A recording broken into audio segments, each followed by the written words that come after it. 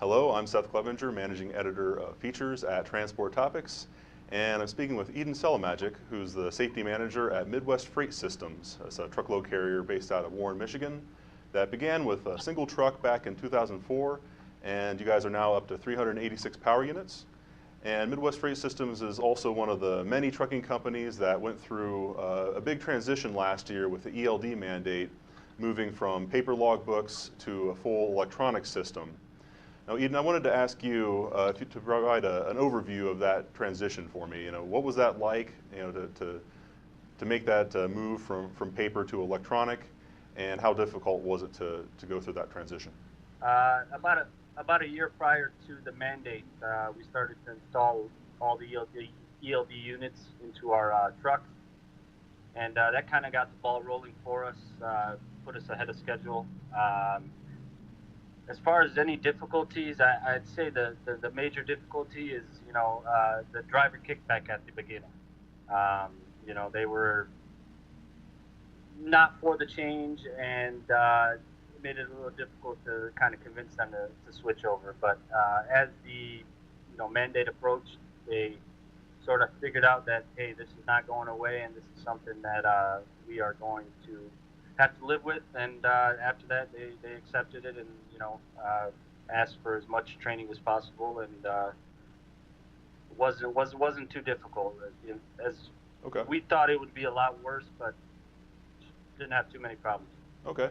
And what are you hearing from drivers so far? It's been a while now. It's been a number of months. They've been out on the road with ELDs. Has driver acceptance of the systems improved since the place you began with? I would say in a big way. Like I said at the beginning, it was a lot of kickback, a lot of, hey, is the government going to get rid of this? But afterwards, I have a lot of drivers that come up to me and say, hey, I couldn't be happier with the e-log. They get an adequate amount of rest. The rates also have increased, and drivers are making more money, getting more rest, and they're happy. Sure, and one of the initiatives that you guys took at Midwest Freight Systems was to create an ELD department, right, to answer driver questions. And can you tell us a little bit more about that, and what's the driver response been? We do have a 24-hour ELD department. It's essentially a helpline that drivers can call into if they have any issues, and also not only that, with our we use Omnitrax as the ELD provider. With that, you have a lot of heartbreaking events or any aggressive or unsafe driving that the driver might do. That department will reach out to the driver and kind of correct it right on the spot. Okay. As far as the drivers, they're real happy with the department because of the fact that it takes time for some of these guys to really get a hold of it and actually know what they're doing. Sure, absolutely. So they can call in at any time and then get the help that they need. Okay. And another part of this, of course, is what happens at roadside. So what are you hearing from drivers about their experience at roadside inspections? Are they coming back to you and sharing some of their experiences out on the road? As far as roadside inspections go, drivers seem to be more confident when they're pulling into the weigh station. There is not the problem with paper log. Maybe you forgot to write something or pull the right line. Everything is there for them to see, and there haven't been too many issues. We've been, I guess, inspected less now that the ELD mandate has hit. Sure. And I also wanted to ask about how ELDs have changed how your fleet dispatches drivers. There's an additional focus on hours of service compliance and making sure that you can take full advantage of the available drive time that drivers do have. How have ELDs changed the dispatching side of your business? I would say, at first, obviously it was a bit of a challenge. The dispatchers before did not have to know the hours of service rules. They would depend on the driver to let them know when they're ready.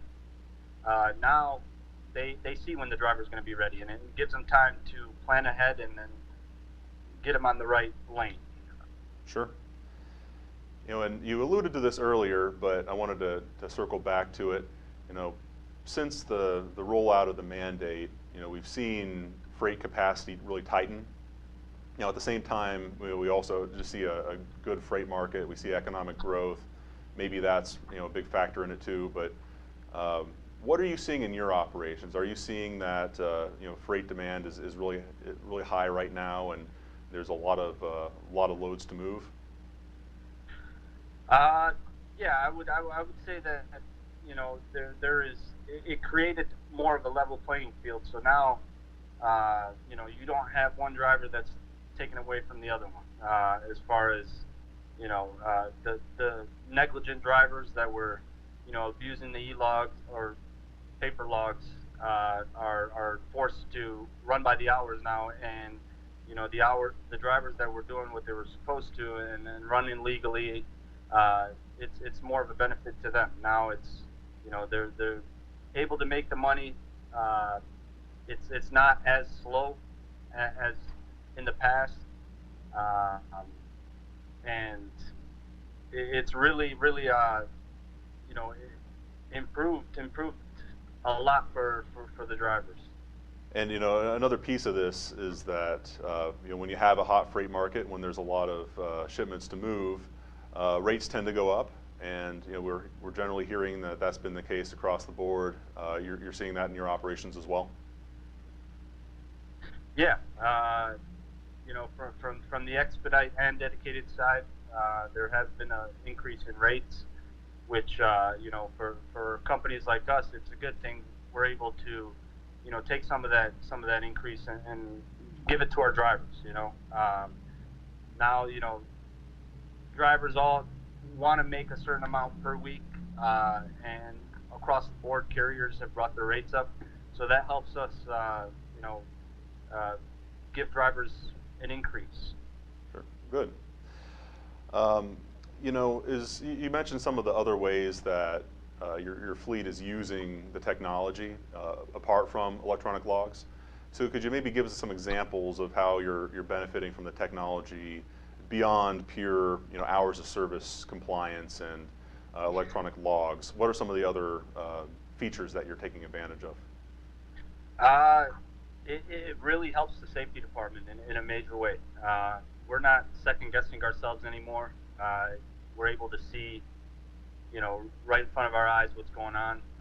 For us, we have, you know, heartbreaking events on there. So if a driver would slam on his brake, it sends us an alert right away. We've also added a few apps onto the device. One recently we've added, which has helped us a lot, is called Speed Gauge. It monitors the driver's speed, so we're able to, you know, stay on top of safety a lot better than before, and you know, hopefully in some cases we can stop the problem before it gets out of hand. Okay.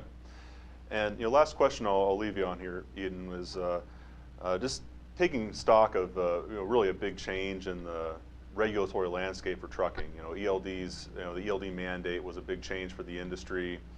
So maybe just in your own words, how big of a change was this, and what are your thoughts on how it's changed the trucking industry? I would say it's definitely improved the industry. I know some drivers are still hesitant to believe that, but eventually they will understand as well.